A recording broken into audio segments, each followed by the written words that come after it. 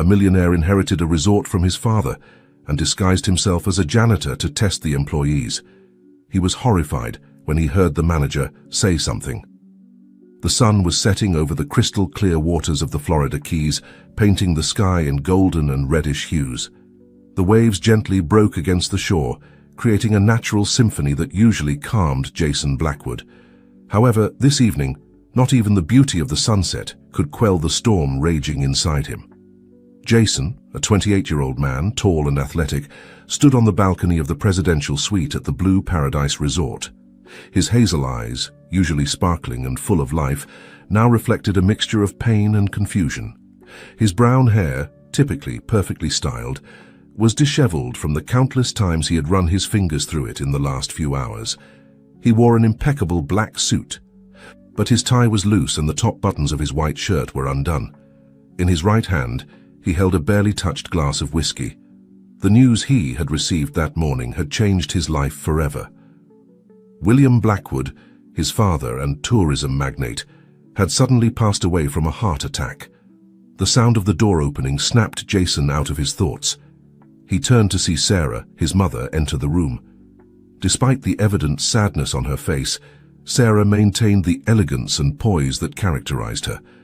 Her black hair, sprinkled with some gray, was pulled back in an impeccable bun, and her black designer dress accentuated her slender figure. "Jason, darling," Sarah said softly, approaching her son. "The reading of the will is in an hour. You should get ready." Jason nodded mechanically, taking a sip of his whiskey before setting the glass on the nearest table. "I still can't believe he's gone, Mum," he murmured. His voice broken by contained emotion, Sarah approached and hugged him, allowing herself for a moment to show her own vulnerability. "I know, my love, I can't believe it either. Your father was a strong man, full of life. I never thought he'd leave us so soon." They separated after a moment, and Sarah took her son's face in her hands, looking directly into his eyes. "But now we must be strong, Jason. Your father built an empire, and now it's up to us to maintain his legacy." Jason felt a knot in his stomach at his mother's words. He knew this moment would eventually come, but he had always thought he'd have more time, that his father would be there to guide him. Now suddenly all the weight of family expectations fell on his shoulders. "I don't know if I'm ready for this, Mom," he confessed, moving away and walking back to the balcony. "Dad always wanted me to get more involved in the business, but I always found excuses not to do it." Sarah followed her son, placing a comforting hand on his shoulder. "Your father understood that you needed your own space, Jason. He never pressured you too much because he trusted that when the time came, you'd rise to the occasion." Jason turned to look at his mother, doubt clearly visible in his eyes. "What if I'm not? What if I can't handle all this?" "You will be," Sarah affirmed with conviction. "You're a Blackwood, Jason. You have your father's entrepreneurial spirit in your blood. You may not have been directly involved in the business until now, but you've grown up surrounded by it. You know this world better than you think." Before Jason could respond, a knock on the door interrupted the conversation. It was Linda, the family's personal assistant, a middle-aged woman with thin-rimmed glasses and a grey pantsuit. "Excuse the interruption," Linda said in a professional tone. "The family lawyer has arrived and is ready to proceed with the reading of the will when you are—" Sarah nodded. "Thank you, Linda. We'll be there in a few minutes." When Linda withdrew, Sarah turned to her son once more. "It's time, Jason. I know it's difficult, but we must face this together. Your father would want us to be strong." Jason took a deep breath, straightened his tie and buttoned his shirt. "You're right, Mom. Let's do this." Together, mother and son left the suite and headed towards the resort's boardroom, where the fate of the Blackwood Empire was about to be revealed. The boardroom was an imposing space, with a large mahogany table in the center and black leather chairs around it. The walls were adorned with photographs showing the history of the Blue Paradise Resort, from its inauguration 3 decades ago to its most recent expansions. In each image, the figure of William Blackwood stood out, his confident smile and visionary gaze captured for posterity. Jason couldn't help but feel a pang of guilt as he looked at these images. While his father had been building this empire, he had been more concerned with enjoying the fruits of that work than with learning how to maintain and grow it. Already seated around the table were several key figures in the Blackwoods' life and business. There was Mark Thompson, the resort's general manager, a man in his 50s with graying hair and a shrewd look behind his designer glasses. Next to him, Emily Rodriguez, the head of personnel, a woman in her 40s with brown hair tied back in a bun and warm eyes that reflected a deep sadness for William's loss. Also present was Robert Davis, the head accountant, a short and plump man with incipient baldness and fingers that wouldn't stop fiddling with his tie. And finally, at the head of the table, was George Sullivan, the Blackwood family lawyer, a man in his 60s with white hair and a serious expression. When Jason and Sarah entered the room, everyone stood up out of respect. There was an exchange of silent greetings, handshakes, and brief hugs. The atmosphere was solemn, filled with contained emotions and unexpressed expectations. Once everyone was seated, Lawyer Sullivan cleared his throat and began to speak. "We are gathered here for the reading of Mr. William Blackwood's will," he announced in a grave voice. "Before proceeding, I would like to express my sincerest condolences to the family and all present. William was not only my client for over 30 years, but also a close friend. His loss is a blow to all of us." He paused, allowing his words to settle before continuing. "Now I will proceed with the reading of the will." Sullivan took out a sealed envelope from his briefcase and carefully opened it. He extracted several documents and began to read.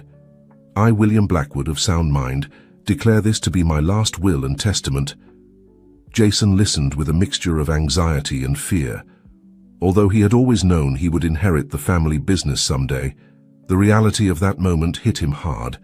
His gaze briefly met Emily's, who offered him a comforting smile. He had always appreciated Emily's warmth, who had been almost like a second mother to him during his upbringing. "And it is my wish that my only son, Jason Blackwood, inherit the totality of my shares and properties, including but not limited to the Blue Paradise Resort and all its extensions and associated properties." A murmur ran through the room. Although everyone expected this decision, hearing it out loud made it real and definitive. Jason felt the weight on his shoulders multiply. He saw Mark Thompson raise an eyebrow, his expression indecipherable. "However," the lawyer continued, and everyone in the room tensed at this word, "this inheritance is subject to a condition." Jason straightened in his chair, his heart beating fast. A condition? His father had never mentioned anything about this to him. To take full possession of the inheritance and assume total control of the Blue Paradise Resort, Jason must work in every department of the resort for a period of 6 months, starting from the lowest position in each area. During this time, he must use a false name and not reveal his true identity to anyone outside this room. The silence that followed. These words was deafening. Jason looked around, seeing the surprise reflected on the faces of everyone present. His mother, Sarah, seemed as surprised as he was.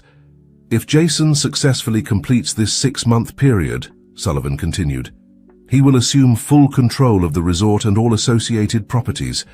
If he chooses not to comply with this condition, or if he reveals his identity before time, ownership of the resort will pass to a board of directors composed of the current department heads, and Jason will only receive a monthly allowance." Jason was speechless.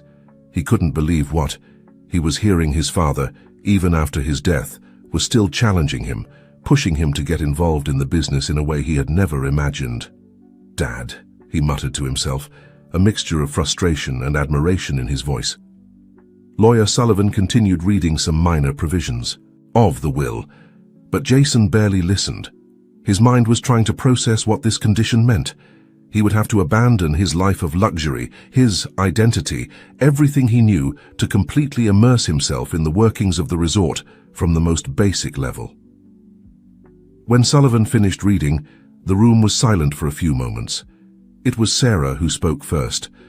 "George," she said, addressing the lawyer, "were you aware of this condition?" Sullivan shook his head.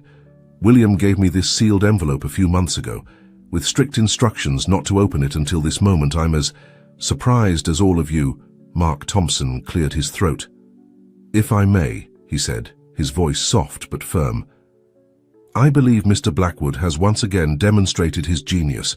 This condition will ensure that the future leader of the resort knows its operation thoroughly. Emily nodded, adding, "Plus, it will give Jason the opportunity to really get to know our staff and understand their needs and challenges." Jason listened to these comments in silence, his mind still trying to process the situation.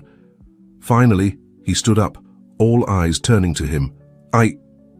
He began, his voice shaky at first, but gaining firmness as he spoke. "I accept my father's condition.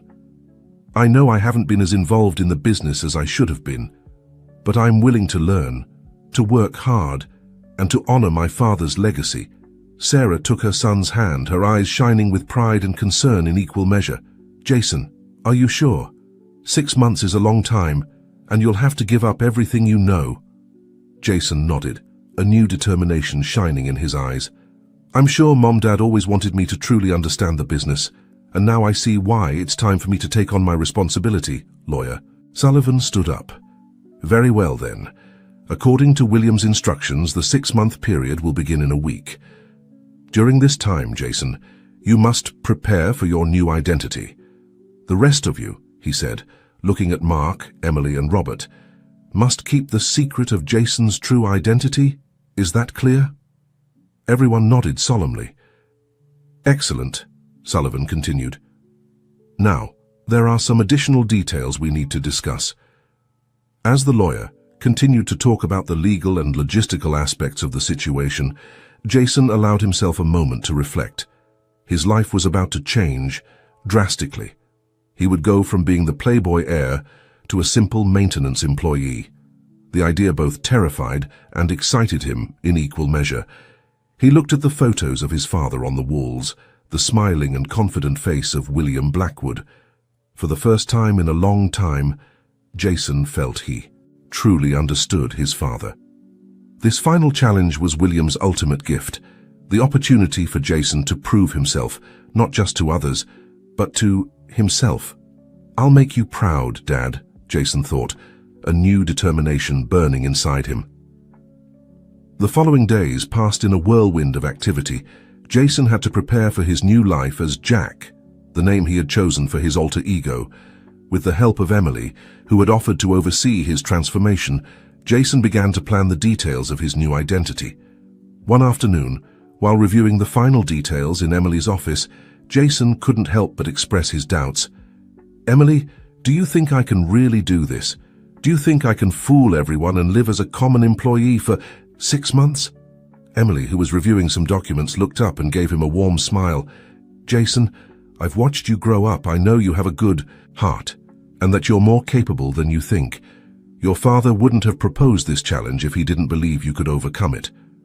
Jason nodded, grateful for the support. "Thank you, Emily. I don't know what I'd do without you.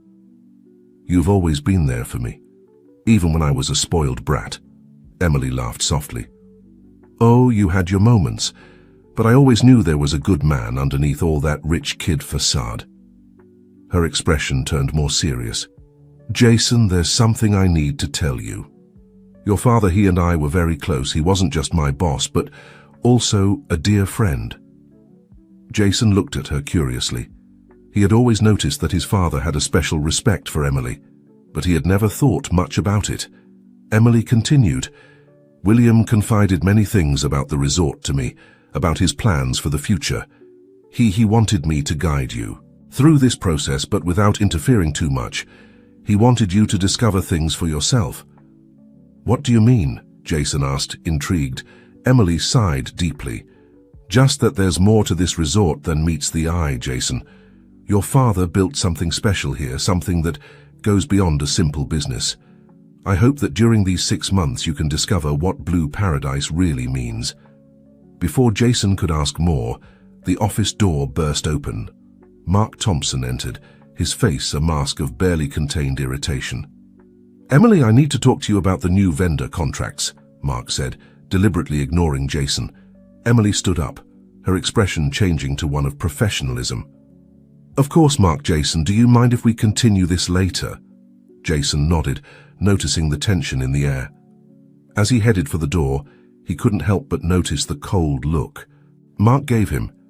He had always felt that the general manager didn't appreciate him much, but now that antipathy seemed to have increased.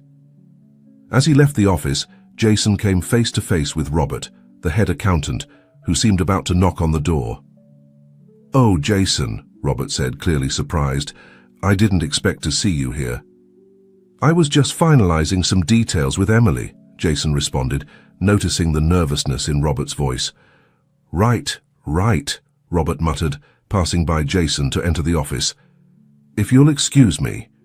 Jason stood in the hallway, reflecting on the events of the past few days. There were tensions and secrets at the resort that he had never noticed before. What else would he discover during his time as Jack? The morning Jason was to begin his new life as Jack came too soon for his liking. He woke up before dawn, his stomach churning with a mixture of nerves and anticipation. He looked at himself in the bathroom mirror, barely recognizing the man staring back at him. His hair, once perfectly styled, was now longer and messy. A several-day-old beard partially covered his distinctive features. The designer clothes had been replaced by worn jeans and a simple t-shirt. "Good morning, Jack," he muttered to himself, practicing the deeper tone of voice he would use for the next 6 months. A soft knock on the door snapped him out of his thoughts. It was his mother, Sarah, who entered with a worried expression on her face. "Are you ready, honey?" she asked, her voice tinged with emotion. Jason nodded, unable to find the right words. Sarah approached and hugged him tightly. "Remember, no matter what happens, I'm proud of you," she whispered. "Your father would be too." Jason allowed himself a moment of vulnerability in his mother's arms before pulling away and grabbing his backpack. "It's time," he said, his voice firmer than he felt. Together, mother and son left the presidential suite for the last time in the next 6 months. They walked in silence through the resort's corridors, still deserted at this early hour upon reaching the service entrance, where Emily was waiting for them. Sarah hugged her son one more time. "Take care of yourself, my love," she said, with tears in her eyes. "And remember, if at any point you feel you can't go on, you can always quit. Your well-being is more important than any inheritance." Jason nodded, grateful for his mother's unconditional support. "I will, Mom, I love you." With one last hug, Jason separated from his mother and approached Emily, who was waiting for him with a determined expression on her face. "Ready, Jack?" Emily asked, using his new name to help him get into character. Jason, "No, Jack," nodded. "Ready." Emily handed him a maintenance uniform and an ID card. "Welcome to Blue Paradise Resort. Jack, your shift starts in 15 minutes. Martin, the head of maintenance, will be waiting for you in the supply room." Jack took the uniform and card, feeling the weight of his new reality. With one last look at his mother, who was watching from a distance, he entered through the service door, leaving behind his life of luxury and privilege. The service hallway was a completely different world from the resort Jack knew. The walls, instead of the luxurious wallpaper that adorned the guest areas, were painted a simple and functional beige color. The floor was polished concrete, far from the Persian rugs and marble floors he was accustomed to.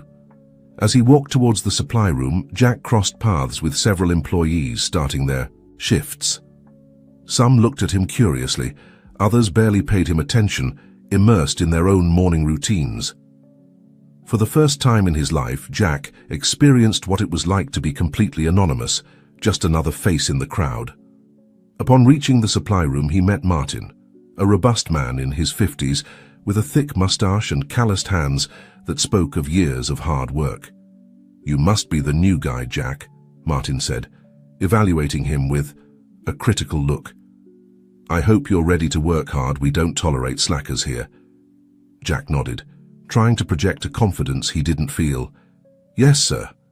I'm ready to learn and work hard," Martin grunted, apparently satisfied with the response. "Good.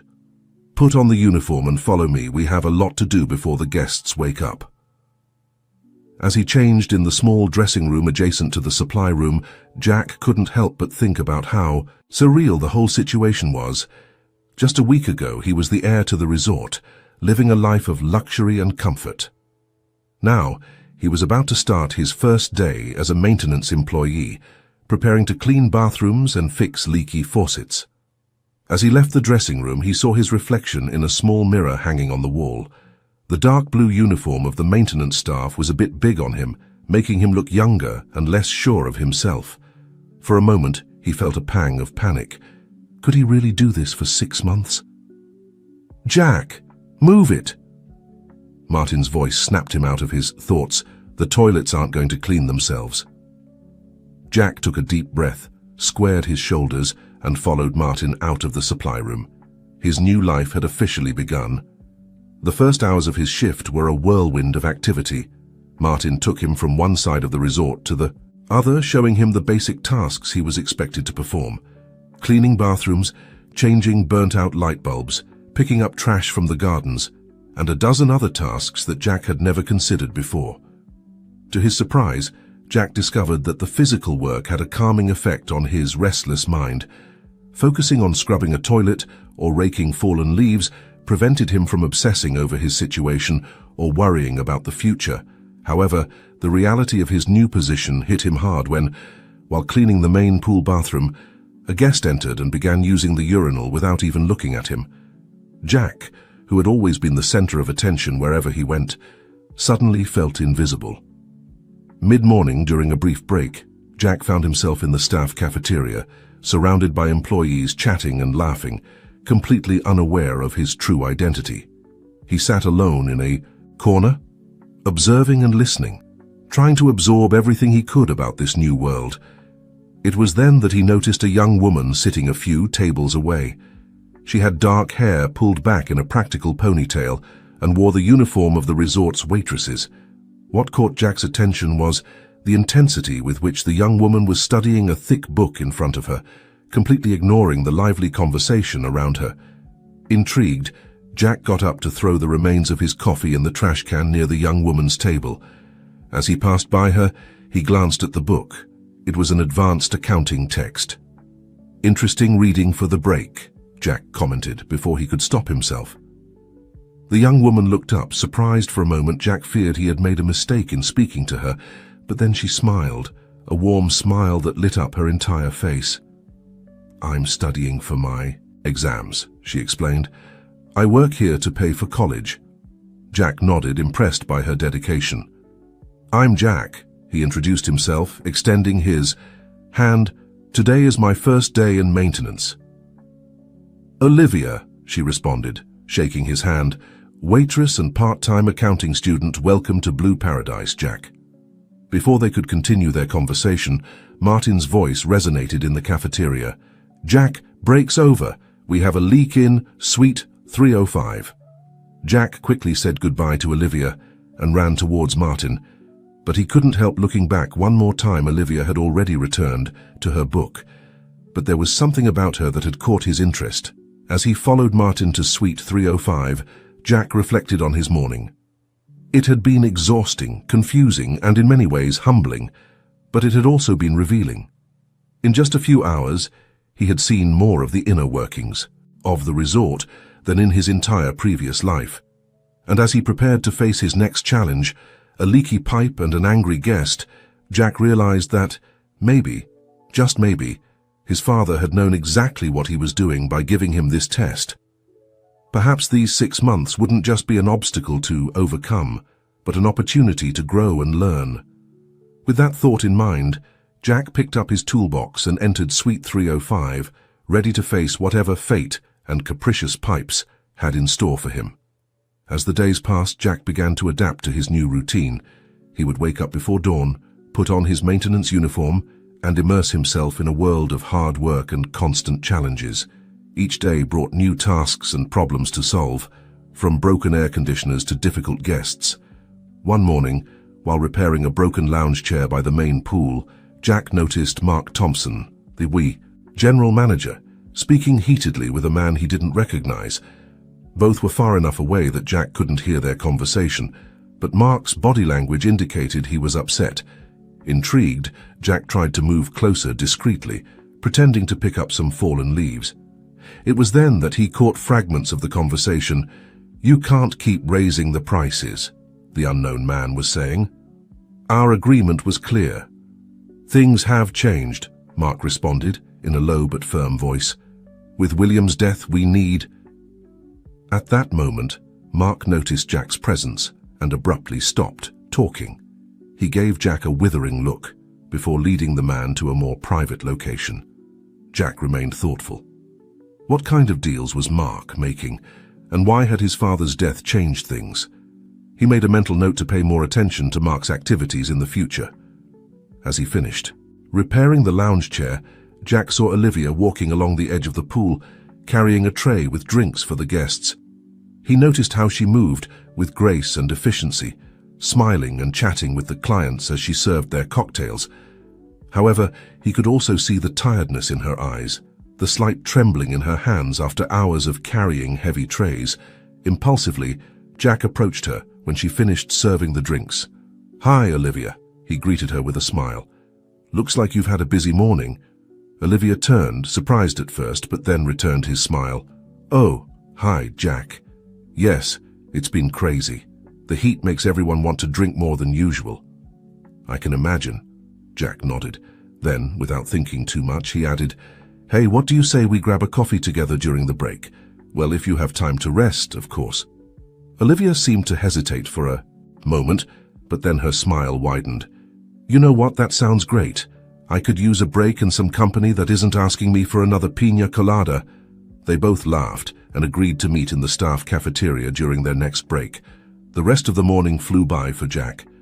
He repaired leaky faucets, changed burnt-out light bulbs, and even had to deal with a family of raccoons that had decided to make their home in one of the resort's dumpsters. Each task presented a new challenge, and Jack found himself enjoying the sense of accomplishment that came with solving practical problems. When it was finally time for his break, Jack headed to the staff cafeteria with a mixture of anticipation and nervousness. He found Olivia already seated at a table in the corner, with 2 cups of coffee in front of her. "I hope you like black coffee," Olivia said when Jack sat down. "I didn't know how you take it, but I thought that after a morning of hard work you'd need something strong." Jack took the cup, grateful. "Black coffee is perfect, thank you, and you're right. I definitely need it." There was a moment of silence as they both took a sip of their coffees. Then Olivia spoke. "So Jack, what brings you to Blue Paradise? You don't seem like the typical maintenance guy, no offense." Jack almost choked on his coffee. For a moment he feared his disguise wasn't as good as he thought, but then he realized that Olivia was just making a casual observation. "Well," he began, choosing his words carefully, "let's say I'm at a point of change in my life. I needed a fresh start, and this job seemed like a good opportunity to learn new things." Olivia nodded, understanding. "I get it. I'm here looking for a new beginning too. In a way, this job allows me to study and save for college someday. I hope to be an accountant and be able to help my family." Jack felt moved by Olivia's determination. "It's admirable that you work so hard for your dreams," he said sincerely. "How did you end up interested in accounting?" Olivia's eyes lit up. "I've always been fascinated by numbers and how they can tell the story of a business. Plus, I grew up watching my father struggle with the finances of his small store. I want to be able to help people like him, small business owners who have big dreams but need help managing the financial side."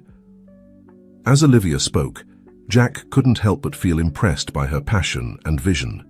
He also felt a pang of guilt as he thought about how he had taken his wealth and position for granted for so long. "It's a wonderful goal," Jack said. "I'm sure you'll achieve it."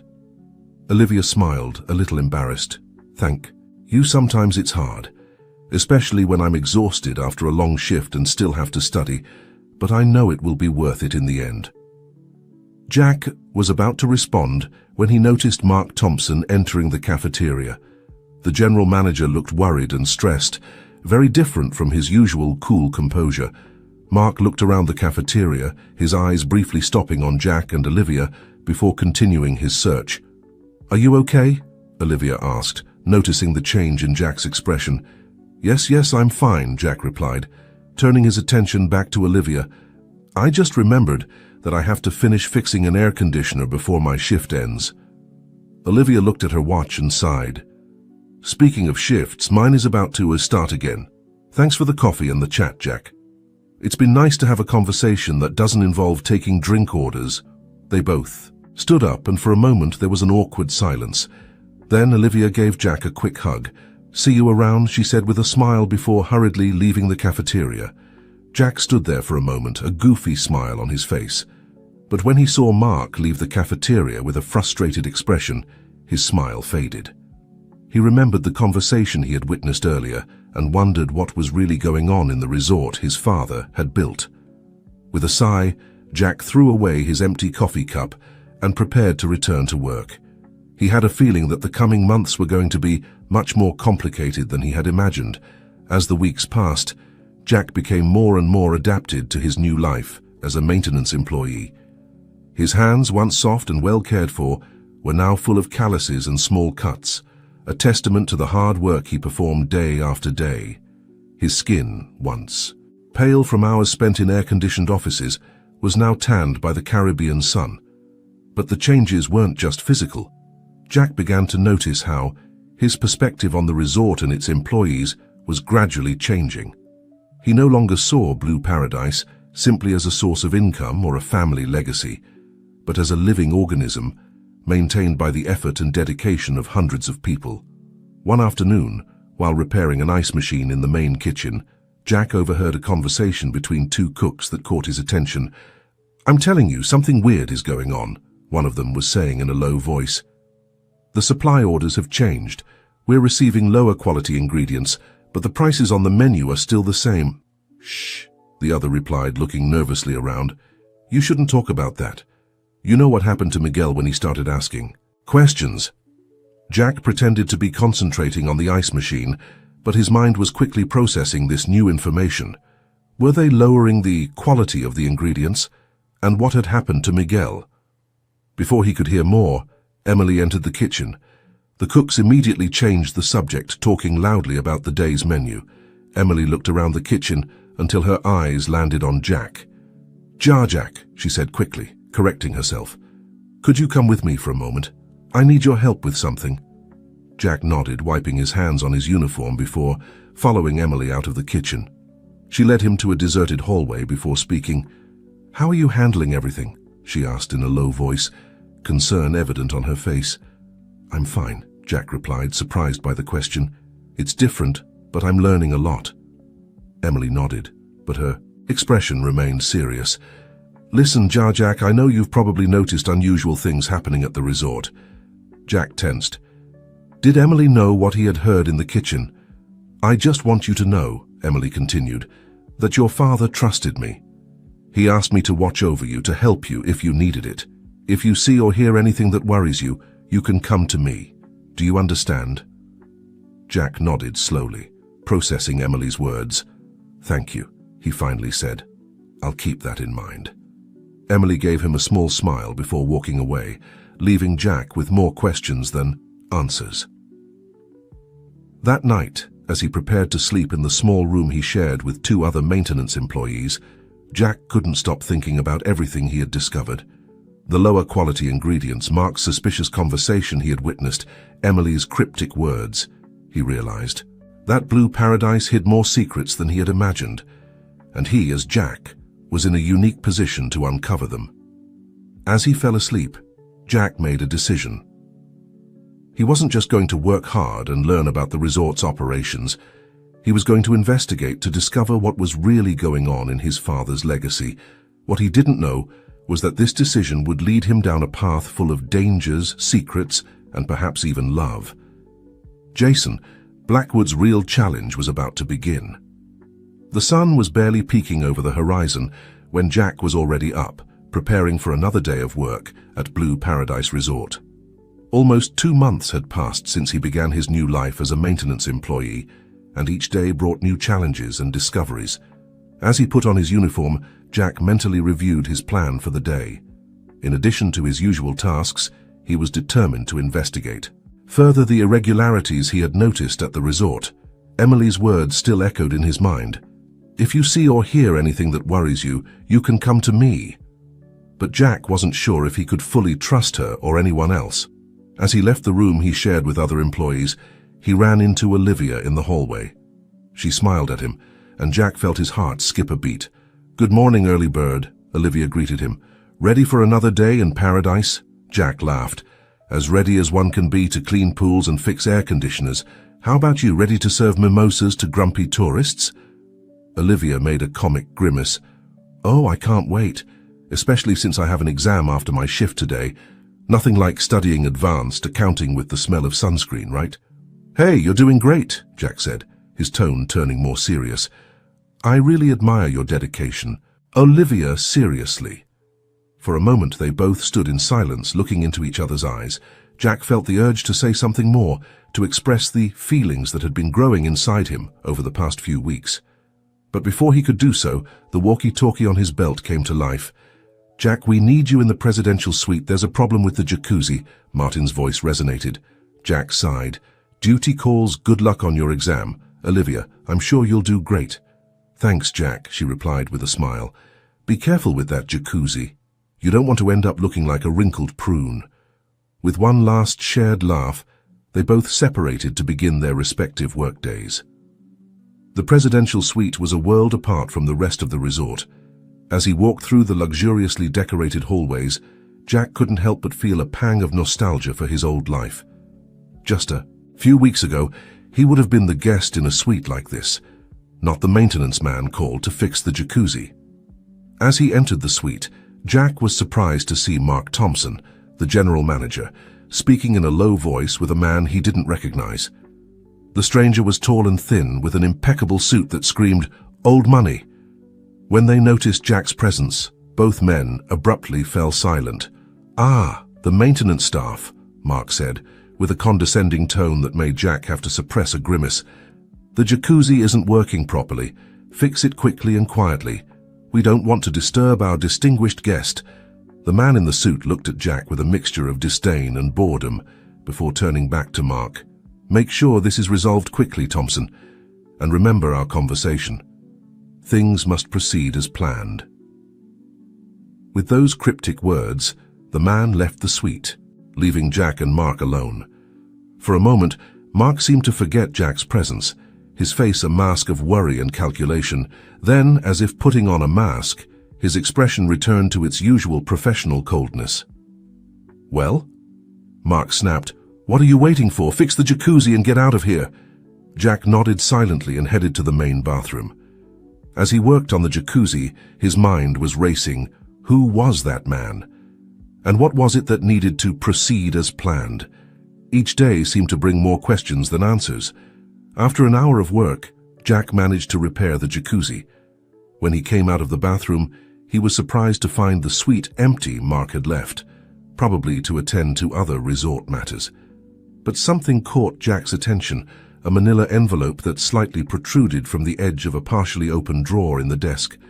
Jack knew he shouldn't snoop. It was an invasion of privacy, and if he was caught it could cost him his job and ruin the entire operation. But curiosity and the need to understand what was happening at his father's resort was stronger. With his heart beating rapidly, Jack approached the desk and pulled out the envelope. He carefully opened it and extracted several documents. They were contracts and financial statements, filled with numbers and legal terms he didn't fully understand. But even with his limited knowledge, he could see that something didn't add up. There were discrepancies in the numbers, transfers to offshore accounts, and mentions of special investments that didn't seem to have anything to do with the normal operation of the resort. Suddenly, Jack heard voices approaching in the hallway. In panic, he stuffed the documents back into the envelope and placed it in the drawer, trying to leave it exactly as he had found it. Then he grabbed his toolbox and quickly left the suite, passing by a group of guests who were just entering as he was leaving. With his heart still racing, Jack headed towards the maintenance rooms. He needed a moment to process what he had just seen. It was clear that something shady was happening at Blue Paradise, something that went beyond simple cuts in ingredient quality or changes in vendor contracts. As he walked, absorbed in his thoughts, he almost bumped into Emily, who was coming from the opposite direction. "Jack," she said, surprised. "I was looking for you. Do you have a moment?" Jack nodded, trying to hide his agitation. Emily led him to a small empty office and closed the door behind them. "Is everything okay? Emily asked, her voice full of concern. "You seem upset?" For a moment, Jack considered telling Emily everything he had seen and heard, but something held him back. Although Emily had been a trusted figure in his life for years, he wasn't sure who he could really trust. "Now, I'm fine," Jack lied. "Just a little tired. The jacuzzi in the presidential suite gave more problems than I expected." Emily looked at him intently for a moment, as if she could see through his lie. Then she sighed. "Jack, I know things have been difficult for you these past few months, and I know you've been noticing unusual things at the resort." Emily paused, as if carefully choosing her next words. "I just want you to know that I'm here for you. If you need to talk, or if you discover something that worries you, you can come to me. Your father trusted me, and I hope you can too." Jack felt a pang of guilt for not fully trusting Emily, but his instinct told him to be cautious. "Thank you, Emily," he finally said. "I appreciate it, and if there's anything I need to discuss, I'll let you know." Emily nodded, although Jack could see a hint of disappointment in her eyes. "Good. Just be careful, okay? And remember, you're not alone in this." With those cryptic words, Emily left the office, leaving Jack with even more questions than before. The rest of the day passed in a haze for Jack. He performed his tasks automatically, his mind constantly returning to the documents he had seen in the presidential suite and Emily's words. He knew he was on the verge of discovering something big, something that could change everything he thought he knew about his father's resort and the people around him. That night, as he prepared for bed, Jack made a decision. He couldn't continue being a passive observer. He needed to investigate further, to uncover the truth behind Blue Paradise's secrets. But he also knew he would have to be cautious. If there really was a conspiracy underway, any misstep could be dangerous. As he fell asleep, the image of Olivia appeared in his mind. He wondered what she would think if she knew the truth about who he really was. Would she see him differently? Would she understand why he had kept his true identity a secret? With these thoughts swirling in his head, Jack drifted into an uneasy sleep, unaware that the coming days would test not only his determination, but also his growing relationship with Olivia. The next morning, Jack woke up with a new resolution. He was going to get to the bottom of what was happening at Blue Paradise, no matter the risks. But he knew he would need help, someone he could trust, completely. As he performed his morning tasks, Jack kept a watchful eye out for Olivia.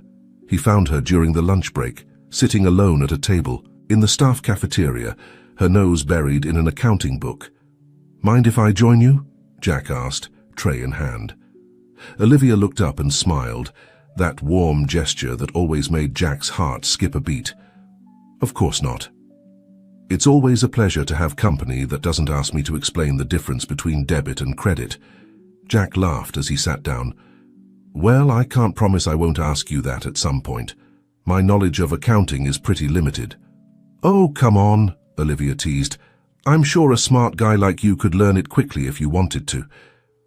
For a moment, Jack considered telling Olivia everything right then and there, but he knew it wasn't the right place or time.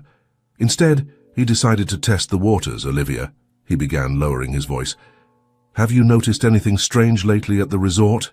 Anything that seemed out of place?" Olivia's smile faded, replaced by a concerned expression. "Why do you ask?" she responded, also lowering her voice. Jack looked around to make sure no one was listening to them. "I've heard some things, seen some others. I think something's not right here, but I'm not sure what." Olivia seemed to hesitate for a moment before leaning in closer. "Now that you mention it, I've noticed some discrepancies in the financial records I've been studying for my advanced accounting class. At first I thought it was a mistake on my part, but the more I look at it, the more convinced I am that something doesn't add up." Jack's heart was racing. Here it was, the confirmation he needed that he wasn't imagining things. "Olivia," Jack said, his voice barely a whisper, "I think we need to talk more about this, but not here. Could we meet after work? Somewhere private?" Olivia looked at him intently for a moment, as if assessing whether she could trust him. Finally, she nodded. "There's a small cove south of the main beach. Almost no one goes there. We can meet there at sunset." Perfect, Jack said, feeling a mixture of relief and anticipation. I'll see you there. Just at that moment, Mark Thompson entered the cafeteria. His sharp gaze briefly rested on Jack and Olivia before he headed to the service line. Jack and Olivia exchanged a significant look before returning to their lunches and trivial conversations. But they both knew that tonight, in that lonely cove, everything could change. The rest of the day passed in a haze of anticipation for Jack. He performed his tasks mechanically, his mind occupied with what he might discover that night. When sunset finally arrived, he slipped away from the resort and headed towards the cove Olivia had mentioned. He found her, there, sitting on a rock looking out at the sea. The setting sunlight bathed her face in golden tones, and for a moment, Jack was left breathless at her beauty. "Olivia," he called softly as he approached. She turned and smiled at him, although Jack could see the tension in her eyes. "Jack, I'm glad you came." Jack sat down next to her on the rock, their shoulders almost touching. For a moment, they both remained silent, watching the waves break against the shore. "So," Olivia finally said, "what's really going on, Jack? Because I have a feeling you know more than you're letting on." Jack took a deep breath. This was the moment he knew that once he started talking, there would be no turning back. "Olivia," he began, turning to look directly into her eyes, "before I tell you anything else, I need you to know that I trust you. What I'm about to tell you, it could change everything, and I need to know that I can count on you." Olivia looked at him intently, her expression a mixture of curiosity and concern. "Jack, you're scaring me a little, but yes, you can trust me. Whatever is going on, I'm here to help."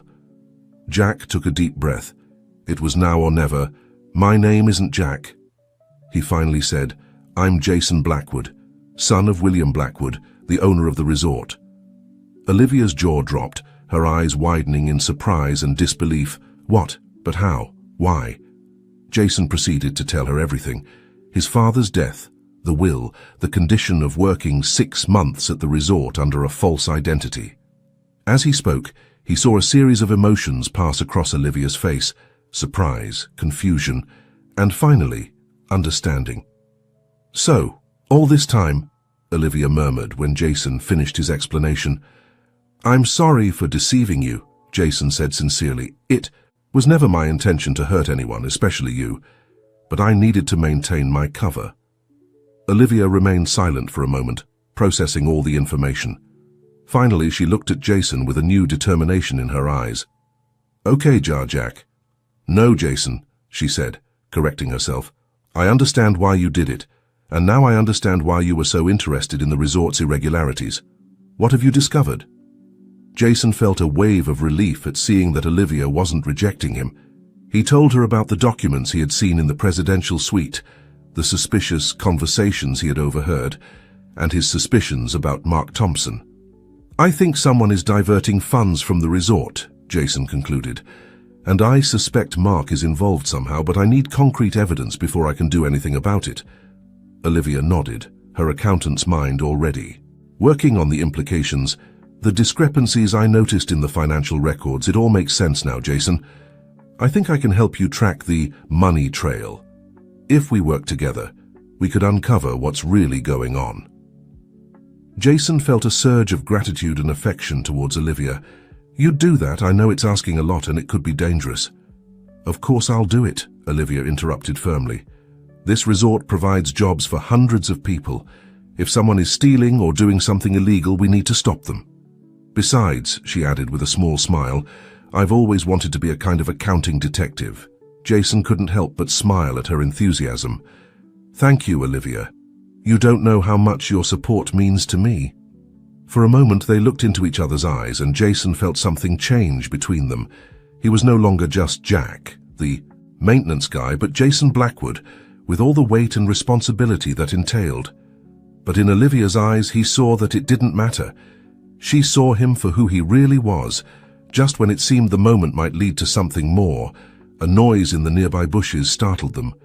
They both jumped to their feet, looking around in alarm. "What was that?" Olivia whispered. "I don't know," Jason responded quietly. But I think we'd better leave. We can't risk someone having followed us. Quickly, they left the cove and returned to the resort by separate paths, agreeing to meet the next day to begin their investigation in earnest. That night, as Jason prepared to sleep in his small employee room, his mind was spinning with everything that had happened. He had revealed his true identity to Olivia, and she had not only accepted him, but had offered to help him. He felt a mixture of excitement and fear about what would come next, but there was also a new concern. Had the noise in the bushes been just an animal, or had someone been spying on them? The idea that his secret might have been discovered filled him with unease. As he fell asleep, Jason couldn't know that the events of the following day would test not only his determination, but also his growing relationship with Olivia. The next morning dawned cloudy, as if the sky reflected the tension Jason felt.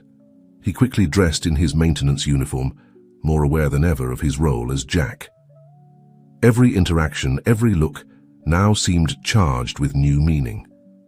During breakfast in the staff cafeteria, Jason looked for Olivia. He found her sitting with a group of waitresses, laughing and chatting as if nothing had changed. But when their eyes briefly met, Jason could see the complicity in her gaze. They now shared a secret, a bond that went beyond their roles at the resort. Just as Jason was about to approach Olivia to arrange a time to meet, Mark Thompson entered the cafeteria. The general manager seemed tenser than usual, his eyes scanning the room as if looking for something or someone. Mark's gaze fell on Jason, and for a moment he seemed to study him with unsettling intensity. Jason felt his heart rate quicken. Did Mark suspect something? Before he could think more about it, Martin, the head of maintenance, approached Jason. "Jack, I need you to come with me," Martin said, his tone unusually serious. "Mr. Thompson wants to see you in his office." Now, Jason felt a knot form in his stomach. Why would Mark want to see him? Had he discovered his true identity? As he followed Martin out of the cafeteria, Jason cast one last glance at Olivia. She was watching him with concern, and Jason had to resist the urge to run to her and tell her what was happening. The walk to Mark's office seemed endless. Jason mentally reviewed every interaction he had had in the past few days, trying to remember if he had made any mistake that could have revealed his secret. Finally, they reached the imposing door of Mark's office. Martin knocked, and after hearing a brief "come in" from inside, opened the door. "Here's Jack, Mr. Thompson," Martin said. "Thank you, Martin." "You may go," Mark responded, without looking up from the papers on his desk. Martin nodded and left, closing the door behind him and leaving Jason alone with Mark. For a moment, silence filled the room. Mark continued reviewing his papers as if Jason wasn't there. Finally, after what seemed like an eternity, Mark looked up. "Jack," he said, his voice cold and calculating. "I've been watching you." Jason felt his heart stop for a moment. He tried to maintain a neutral expression as he responded, "Sir?" Mark leaned back in his chair, his eyes fixed on Jason. "You've been doing a good job, efficient, discreet. The kind of employee we value here at Blue Paradise." Jason felt a mixture of relief and confusion. Was this really just about his job performance? "Thank you, sir," Jason responded, trying to sound grateful but not too excited. "However," Mark continued, his tone becoming sharper, "I've also noticed that you seem to have an unusual curiosity about matters that are outside your area of responsibility." The relief Jason had felt evaporated instantly. Mark was watching him, and not just his work. "I don't know what you mean, sir," Jason said, struggling to remain calm. Mark leaned forward, his eyes never leaving Jason's. "Let me be clear. Jack Blue Paradise is like a big family. And in a family, each member has their place and their responsibilities. We don't like it when someone steps out of their place." The implicit threat in Mark's words was clear. Jason felt a chill run down his spine, but he stood firm. "I understand, sir," he responded. "I'm just here to do my job as best I can." Mark studied him for a moment longer before nodding slowly. "Good. I'm glad we understand each other. You may go." Jason left the office with shaky legs. It was clear that Mark suspected something, although maybe he didn't know exactly what the situation was becoming, more dangerous than he had anticipated. As he walked back to his duties, Jason saw Olivia in the hallway. She looked at him with concern, clearly wanting to know what had happened. Jason subtly shook his head, indicating it wasn't safe to talk there. Later that day, during their break, Jason managed to meet with Olivia in a quiet corner of the resort gardens. "What happened?"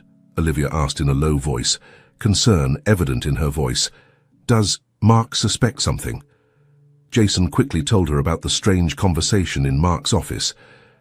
"I don't think he knows who I really am," he concluded, "but he definitely suspects I'm investigating something." Olivia frowned. "This is dangerous, Jason. Maybe we should stop." "No," Jason interrupted firmly. "We can't stop now. If Mark is involved in something illegal, we need to uncover it for the sake of the resort, for my father's legacy." Olivia looked at him for a moment before slowly nodding. "You're right, but we have to be more careful. We can't let Mark catch us." "Agreed," said Jason. "We need to accelerate our investigation. Olivia, do you think you could access more financial records? We need concrete evidence." "I can try," Olivia responded. "There are some files in the accounting office that could be useful, but it won't be easy to access them without raising suspicions." "Let me think of a plan," said Jason. "In the meantime, act normal. We don't want Mark to suspect you too." Just as they were about to separate, Jason took Olivia's hand. "Be careful, okay? If anything happened to you because of me, Olivia gave him a comforting squeeze. "I'll be fine. We're in this together, remember?" With one last look of complicity, they separated and returned to their respective jobs. That night, as Jason lay in his bed, his mind was spinning with plans and worries. The conversation with Mark had shaken him more than he wanted to. Admit he knew they were playing a dangerous game, but he also knew he couldn't stop now. As he fell asleep, Jason couldn't know that the events of the following day would test not only his courage, but also his growing relationship with Olivia. The mystery of Blue Paradise was about to become much more complicated and dangerous. The next morning dawned with a palpable tension in the air at Blue Paradise Resort.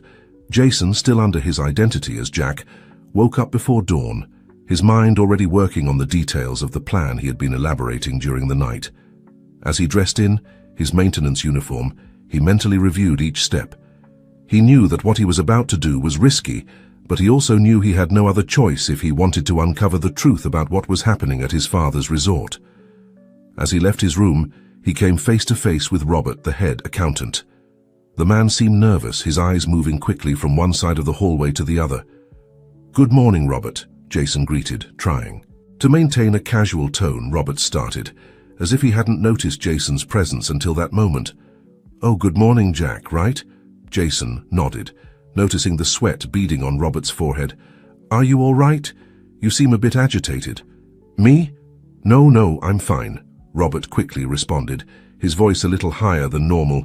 "Just a lot of work. You know, the numbers don't add up by themselves." With a nervous laugh, Robert quickly walked away, leaving Jason with a sense of unease. This brief interaction only reinforced Jason's conviction that something was definitely wrong at Blue Paradise. With renewed determination, he headed towards the staff cafeteria for his breakfast and to set in motion the first phase of his plan. In the cafeteria, Jason looked for Olivia. He found her sitting alone at a table in the corner, apparently absorbed in an accounting book. But when Jason approached, he could see the tension in her shoulders and the way her eyes weren't moving across the page. "Good morning," Jason said quietly as he sat across from her. Olivia looked up, a small smile forming on her lips as she saw Jason. "Good morning, Jason," she responded, quickly correcting herself and lowering her voice even more. "Are you ready?" Jason asked, his voice barely audible over the murmur of conversations around them. Olivia nodded, closing her book. "As ready as I can be to commit a possible corporate crime," she responded with a nervous laugh. Jason extended his hand across the table, briefly covering Olivia's. "Remember, if at any point you feel it's too risky, you can back out. I don't want to put you in danger." Olivia's eyes softened at the gesture. "We're in this together, Jason. I'm not going to back down now. Just... At that moment, Mark Thompson entered the cafeteria, his sharp gaze sweeping the room before landing on Jason and Olivia. For a moment, Jason feared Mark would approach them, but the general manager simply narrowed his eyes before heading to the service line. "It's time," Jason murmured. "Remember, the plan, I'll create a distraction in the east wing of the resort that should keep most of the security staff busy. You'll have approximately 15 minutes to enter the accounting office and obtain the files we need." Olivia nodded, her expression a mixture of determination and nervousness. "Be careful, Jason, and good luck." With one last look of complicity, they both stood up and headed to their respective positions, aware that the next few minutes could change everything. Jason headed towards the east wing of the resort, his heart pounding hard in his chest. He knew that what he was about to do would put his cover at risk, but it was a risk he was willing to take. When he reached the main hallway of the east wing, Jason took a deep breath and prepared himself. Then, with a quick movement, he activated the fire alarm. The effect was immediate. Sirens began to sound throughout the resort, and within seconds the hallway was filled with confused guests and rushed staff. Jason began directing people towards the emergency exits, perfectly playing his role as a responsible employee. "Please remain calm and head to the exits," Jason shouted over the noise of the alarms. "It's just a precaution, but we need everyone to evacuate the building." As chaos unfolded around him, Jason couldn't help but think of Olivia. He hoped the distraction would be enough to give her the time she needed to access the accounting files.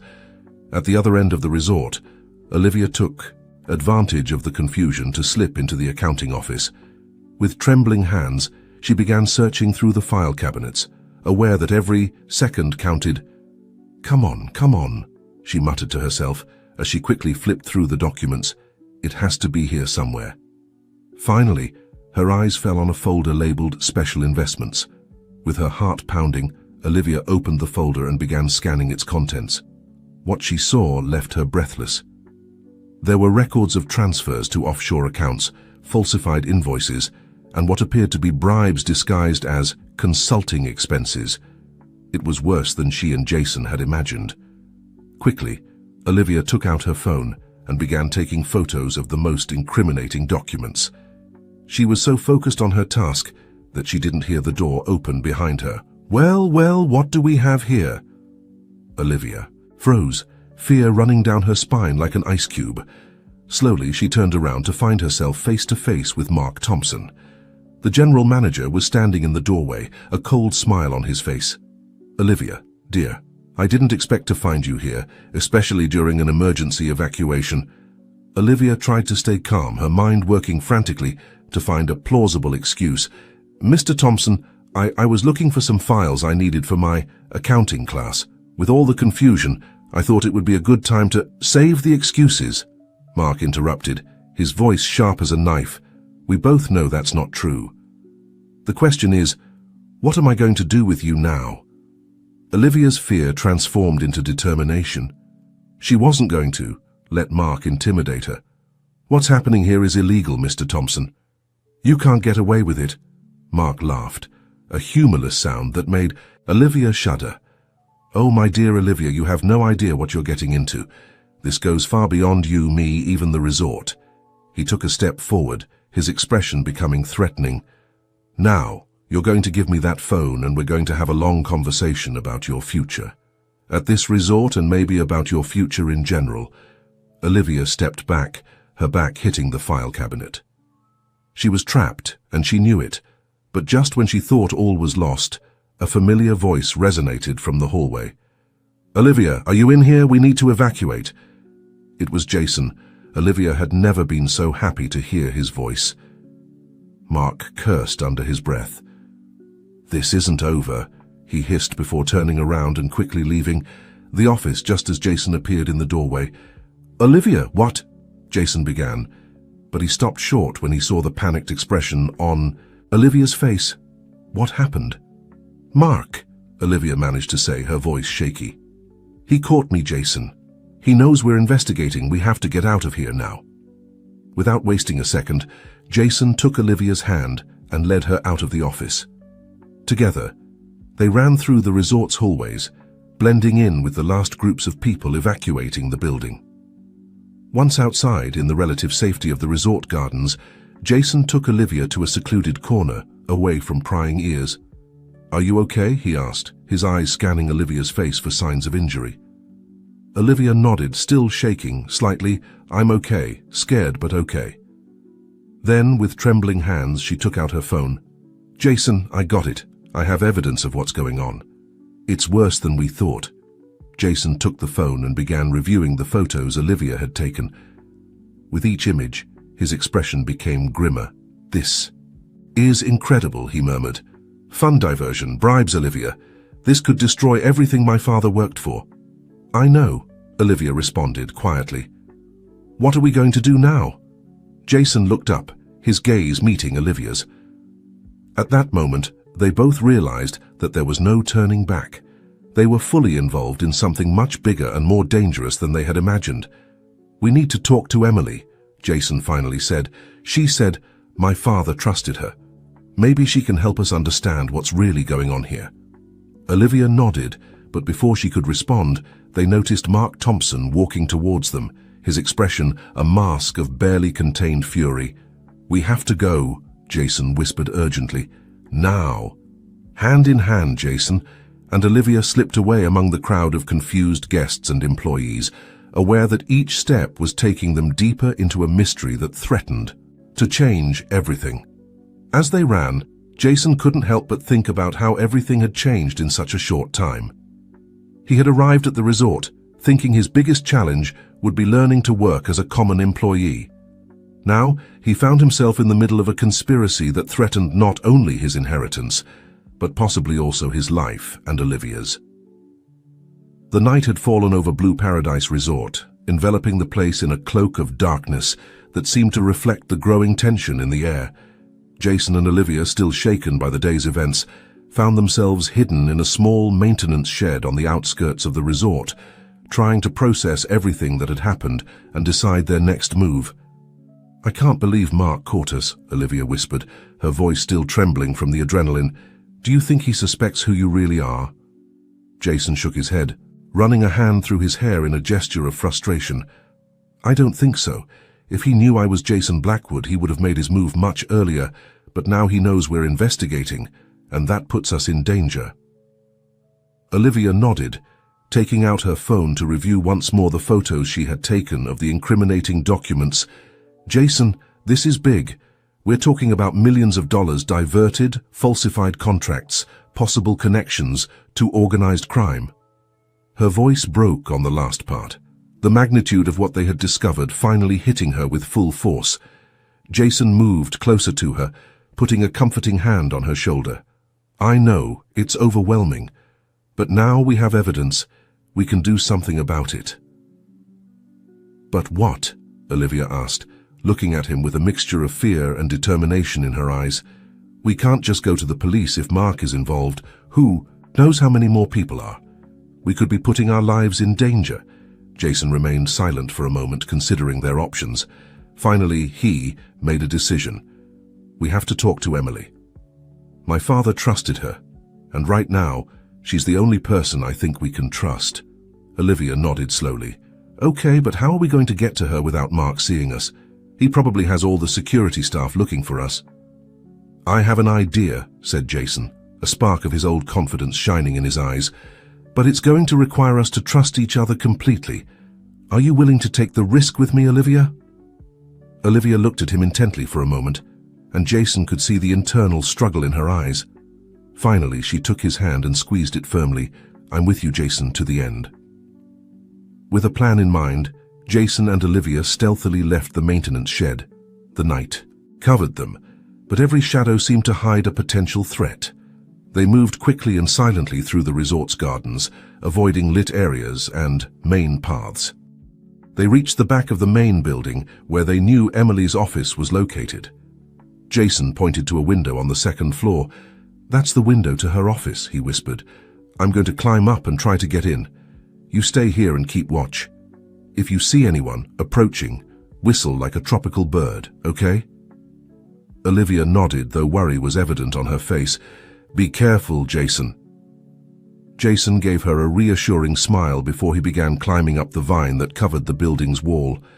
Every movement was calculated, aware that a misstep could not only expose them, but also result in a dangerous fall. Finally, he reached Emily's window. To his surprise and relief, it was slightly ajar. Carefully, Jason opened it further and slipped inside the office. The room was dark, illuminated only by the faint moonlight filtering through the window. Jason took out his phone to use as a flashlight, looking for any sign of Emily. "Emily!" he called softly. "Are you here?"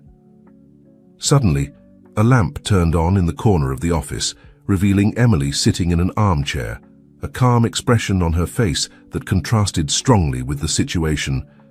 "I was expecting you, Jason," Emily said, her voice quiet but with a touch of sadness. "I knew you would eventually discover the truth and come to me." Jason froze, surprised not only by Emily's presence but by her words. "You knew? You knew what was happening at the resort?" Emily nodded slowly. "Yes, I knew, and there's much more you need to know." She stood up and approached Jason, her eyes full of a mixture of affection and regret. "But first, we need to bring Olivia here. It's not safe for her to be alone outside."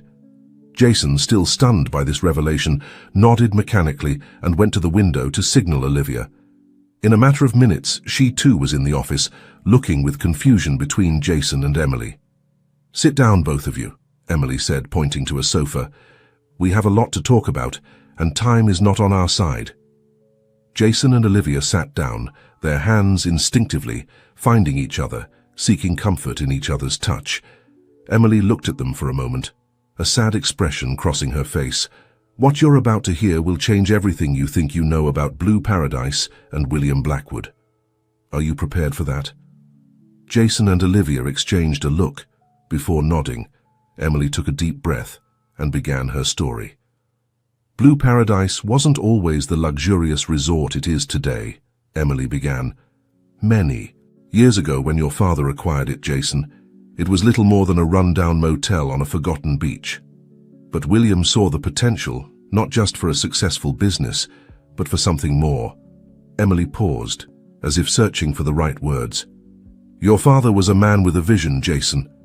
He wanted to create not just a resort, but a real paradise, a place where people could escape their problems and find peace.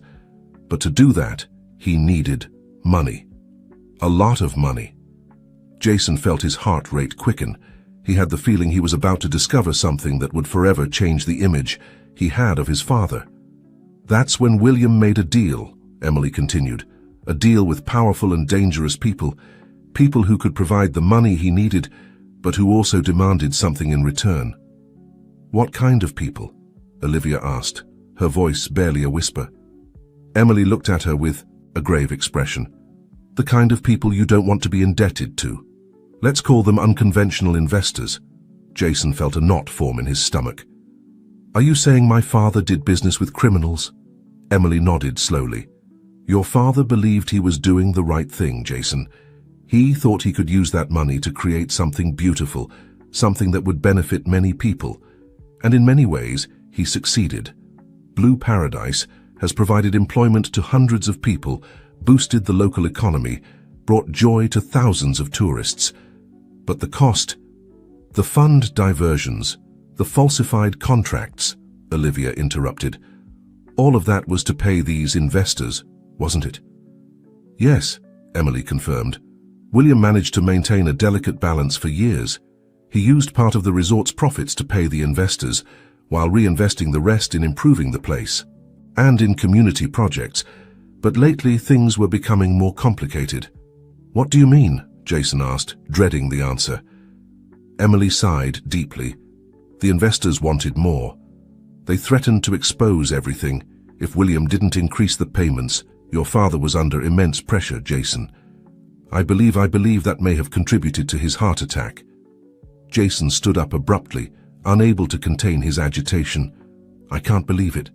My father, how could he do something like this? How could he risk everything he worked for? How could he put us all in danger?" Olivia stood up and put a hand on his arm, trying to calm him. "Jason, your father thought he was doing the right thing.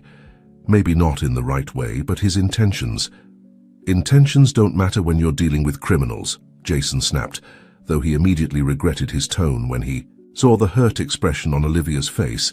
Emily approached them, her expression serious. Jason, I understand your anger and disappointment, but now is not the time for that. We're in a very dangerous situation. With your father's death, the investors are getting impatient. Mark has been trying to keep them at bay, but he's reaching his limit. Wait, Olivia said, her eyes widening with understanding. Is Mark trying to protect the resort? Emily nodded. In his own way, yes, I don't approve of his methods, but he's been doing everything he can to maintain the balance your father established, Jason. However, now that you've discovered the truth, things have become even more complicated. Jason passed a hand over his face, trying to process all this information. What are we supposed to do now? We can't just ignore all this. Emily looked at both of them with a determined expression. No, we can't ignore it, but we can't face it alone either. We need help, Jason. And I think I know where we can find it. Where? Jason and Olivia asked in unison. Emily went to her desk and pulled out a sealed envelope from the top drawer. Your father left this for you, Jason? He said I should only give it to you if you ever discovered the truth about Blue Paradise. With trembling hands, Jason took the envelope. He opened it slowly, pulling out a handwritten letter as he read. His expression changed from confusion to amazement, and finally to firm resolution. What does it say? Olivia asked softly. Jason looked up from the letter, his eyes shining with a new determination. My father had a contingency, plan A way to free himself from the investors once and for all, but he needed me to be ready to carry it out. And are you? Emily asked, her voice full of hope and concern in equal measure. Jason looked at Olivia, then at Emily, and finally back at the letter in his hands. I don't know, he admitted, but I know I can't turn my back on this. Blue Paradise is more than just a resort. It's my father's legacy. It's the livelihood of hundreds of people. I can't let it fall into the hands of criminals. Olivia took his hand, intertwining her fingers with his. You're not alone in this. Jason, I'm with you, no matter what happens. Emily nodded, a small smile forming on her lips. And so am I. Your father trusted me to help you, and that's exactly what I'm going to do. Jason felt a wave of gratitude towards these two women who were willing to risk everything for him and for Blue Paradise. He knew the road ahead would be dangerous and full of challenges, but for the first time since this whole madness began, he felt a spark of hope. Okay, he finally said, let's do it. Let's save Blue Paradise and honor my father's true legacy. As the first rays of dawn began to peek over the horizon, faintly illuminating Emily's office, the three began to plan their next move. They knew they were facing powerful and dangerous enemies, but they also knew they had something their adversaries didn't have, the truth and the determination to do the right thing. Blue Paradise was about to face its biggest storm, and Jason, Olivia, and Emily were at the center of it.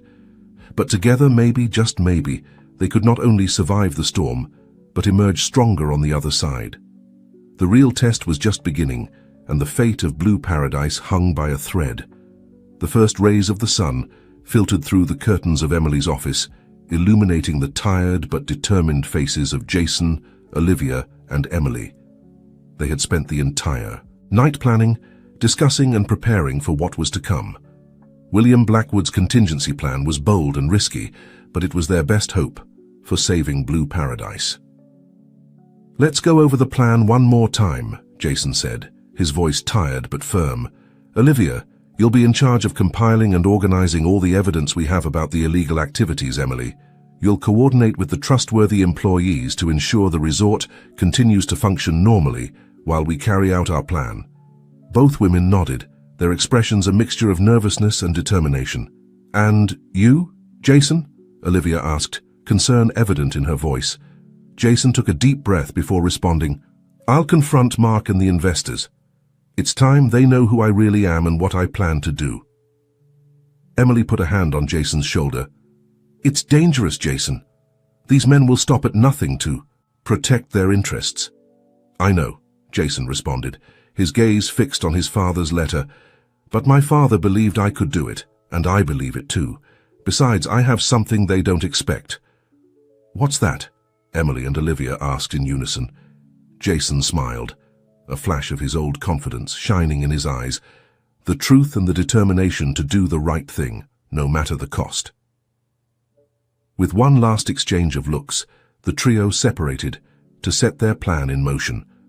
Olivia headed to the accounting office, taking advantage of the residual chaos from the false fire alarm to access more documents without raising suspicions. Emily began moving around the resort, speaking quietly with key employees, preparing them for what was to come without revealing too much. Jason, for his part, headed straight for the presidential suite. He knew Mark would be there, probably trying to calm the investors after the events of the previous day. It was time to face the truth face to face. As he walked through the luxurious corridors of the resort, Jason felt as if he was seeing everything for the first time.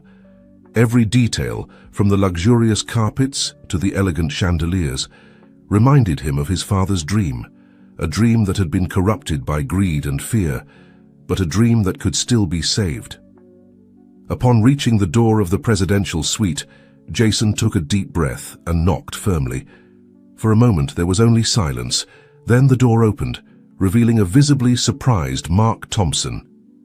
"Jack, what the hell are you doing here?" Mark snapped, his face a mask of irritation and confusion. Jason looked him straight in the eye, completely dropping his maintenance employee facade. "I think it's time we had a conversation, Mark. A very serious conversation." Before Mark could respond, a voice from inside the suite caught his attention. "Who is it, Thompson? We don't have time for interruptions."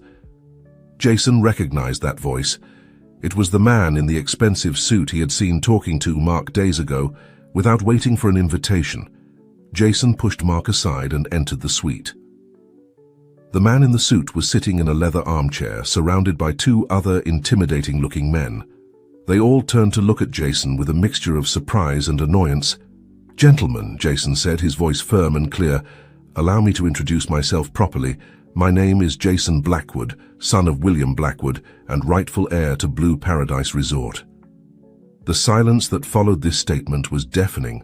Mark seemed to have lost the ability to speak, while the other men exchanged looks of astonishment and growing anger. The man in the suit was the first to recover. He slowly stood up, his expression changing from surprise to a cold, calculating smile. Well, young Mr. Blackwood in person. I must say it's a surprise and not a particularly pleasant one." Jason maintained his firm stance. "I know who you are and what you've been doing with my resort, and I've come to tell you it's over." A harsh laugh filled the room. "Over? Boy, you have no idea who you're dealing with. This resort is much more than you think, and it has much more powerful owners than you." "You're wrong," Jason responded, pulling an envelope from his pocket. "I have evidence of all your illegal activities, every transaction, every bribe, every threat. And if anything happens to me, that evidence will go directly to the authorities and the media." The face of the man in the suit darkened. "You're playing a very dangerous game, kid." "It's not a game," Jason replied. "It's my legacy and my father's, and I'm willing to fight for it." Just at that moment, the door of the suite burst open. Olivia and Emily entered, followed by a group of police officers. "The authorities are already here," Olivia announced, her voice trembling slightly, but her eyes shining with determination. "And they have all the evidence they need." Chaos broke out in the suite. The men tried to flee but were quickly subdued by the officers. Mark, pale and shaking, was handcuffed without offering resistance. Amidst the commotion, Jason approached Olivia and Emily. "We did it," he said, disbelief and relief evident in his voice. Olivia hugged him tightly. "You did it, Jason. You saved Blue Paradise." Emily, with tears in her eyes, put a hand on Jason's shoulder. "Your father would be so proud of you." As the officers took away the detainees, Jason looked out the suite window. The sun had fully risen, bathing the resort in a golden light. It was as if Blue Paradise itself was celebrating its liberation. The days and weeks that followed were a whirlwind of activity. The news of what had happened at Blue Paradise spread quickly, causing a stir in the tourism industry, and beyond, Jason worked tirelessly to restore the resort's reputation, implementing new policies of transparency and business ethics. Olivia, impressed by his courage and determination during the crisis, accepted Jason's offer to become the resort's new head of accounting. Together, they formed a formidable team, combining Jason's vision with Olivia's sharp financial sense. Emily remained a key figure in the resort's administration, her experience and loyalty more valuable than ever under her guidance. The staff of Blue Paradise united like never before, working together to build a better future. A month after the dramatic events, Jason organized a big celebration at the resort. Employees, guests, and members of the local community gathered for what Jason called the Renaissance of Blue Paradise. Standing on a small stage in front of the beach with Olivia and Emily by his side, Jason addressed the crowd. Just over 6 months ago, I arrived at this resort as Jack, a simple maintenance employee. I thought I was coming to learn about the business, but in reality, I came to learn about life, integrity, and the true meaning of legacy. He paused, his gaze sweeping over the attentive faces in the audience. Blue Paradise was always more than just a business for my father. It was a dream, a vision of what could be, a place where people could find not just rest and fun, but also hope and opportunities. Today, we are reclaiming that dream. Jason took Olivia's hand, intertwining his fingers with hers. With the help of incredible people like Olivia, Emily, and each one of you, we are building a new Blue Paradise, a place based on honesty, integrity, and mutual care. A true paradise not just for our guests, but for everyone who calls this place home. The crowd erupted in applause and cheers. Jason looked at Olivia, seeing in her eyes the same love and determination he felt in his heart. "I love you," he whispered, low enough for only her to hear. Olivia smiled, her eyes shining with tears of happiness. "I love you too," she responded. As the sun set over Blue Paradise, painting the sky in shades of gold and pink, Jason felt a deep sense of peace and purpose. He knew the road ahead wouldn't be easy, but he also knew he wouldn't be alone with Olivia by his side. Emily's support, and the loyalty of his team, Jason was ready to face any challenge the future might bring. Blue Paradise had not only survived its greatest storm, but had emerged stronger and brighter than ever. And so, as the stars began to appear in the night sky, a new era began for Blue Paradise. An era of honesty, love, and true happiness. William Blackwood's dream lived on, stronger than ever, in the capable hands of his son and in the hearts of all those who called Blue Paradise their home. As the celebration continued into the night, Jason found a quiet moment to slip away from the crowds. He walked along the beach, the soft sand beneath his feet, and the gentle sound of waves creating a soothing atmosphere. He stopped at a spot where he and his father used to sit and watch the sunset when he was a child. "We did it, Dad," he whispered to the night air. "We saved your dream. I hope you're proud." He felt a hand on his shoulder and turned to see Olivia standing beside him, her eyes full of understanding. "He would be so proud of you, Jason," she said softly. "You've honored his legacy in the best way possible." Jason pulled her close, wrapping an arm around her waist. "I couldn't have done it without you, Olivia. You've been my strength through all of this." They stood in comfortable silence for a moment, watching the moonlight dance on the waves. Then Jason turned to face Olivia, taking both her hands in his. "Olivia," he began, his voice filled with emotion, "these past months have been the most challenging yet most rewarding of my life. And through it all, you've been there, supporting me, challenging me, making me a better person. I can't imagine facing the future without you by my side." Olivia's eyes widened as Jason slowly lowered himself to one knee, pulling a small box from his pocket. "Olivia Thompson, will you marry me? Will you be my partner in life, in love, and in making Blue Paradise the best it can be?" Tears of joy sprang to Olivia's eyes as she nodded emphatically. "Yes, Jason, 1,000 times yes!" As Jason slipped the ring onto her finger, the sound of cheering erupted from behind them. They turned to see the entire staff of Blue Paradise, led by Emily, watching from a respectful distance. The couple laughed and waved, their hearts full of love and gratitude for their extended family. In the years that followed, Blue Paradise flourished under Jason and Olivia's leadership. They transformed the resort into a model of ethical business practices and community involvement.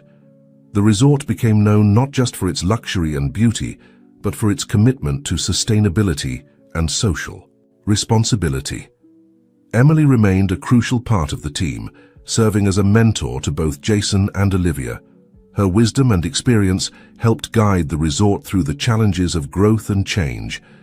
Jason and Olivia's wedding, held on the beach of Blue Paradise, was a celebration that brought together employees, guests, and the local community. It symbolized not just the union of two people, but the unity of purpose that had come to define the resort. As their family grew, with the arrival of 2 children, Jason and Olivia made sure to instill in them the values that had saved Blue Paradise: integrity, hard work, and a commitment to doing what's right, no matter the cost. Blue Paradise became more than just a successful resort. It became a beacon of hope, a testament to the power of redemption, and a living legacy of William Blackwood's original dream. Visitors came not just for the beautiful beaches and luxurious amenities, but for the warmth and authenticity that permeated every aspect of the resort. And on quiet evenings, when the sun dipped below the horizon, painting the sky in brilliant hues, Jason would often find himself on that same spot on the beach, arm in arm with Olivia, watching their children play in the sand.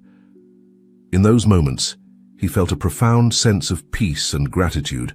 He had not only saved his father's legacy, but had transformed it into something even greater. Blue Paradise was truly a paradise now, not just in name, but in spirit. And as he looked at his family, at the resort that had become a home to so many, Jason knew that this was just the beginning of a beautiful, endless journey. The story of Blue Paradise, of redemption, love, and the power of doing what's right would continue to inspire for generations to come, and in that, William Blackwood's dream lived on, brighter and more vibrant than ever before.